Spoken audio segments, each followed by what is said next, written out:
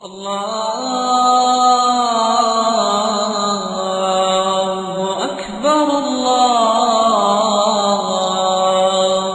أكبر الله أكبر الله। भोपाल की तारीखी जामे मस्जिद यानी ताजुल मसाजिद, जिसका शुमार भारत ही नहीं बल्कि एशिया की बड़ी मसाजिद में होता है।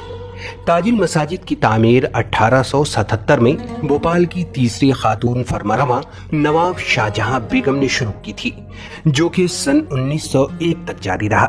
1901 में नवाब शाहजहां बेगम का इंतकाल हुआ तो इस मस्जिद की तामीर का काम रुक गया। आज़ादी के बाद मुमताज आलिम दीन मौलाना मोहम्मद इमरान ने ताजुल मसाजिद की तामीर का काम दोबारा शुरू किया और इनकी मसाई जमीला से ये पुरशिकोह मस्जिद का तामीरी काम मुकम्मल हो सकी।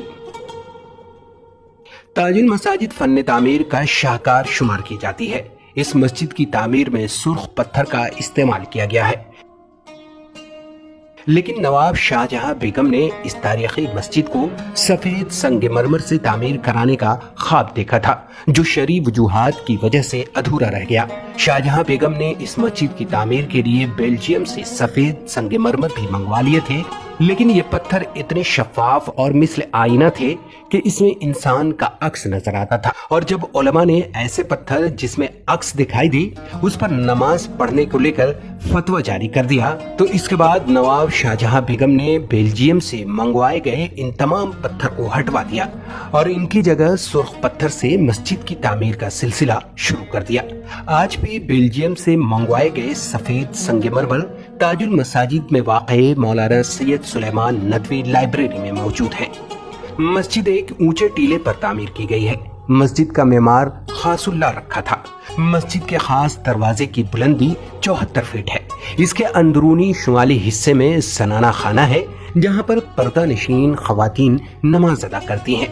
मस्जिद में 2 वजू बनाने के हौज के साथ अंदर दाखिल होने के लिए 9 दरवाजे हैं।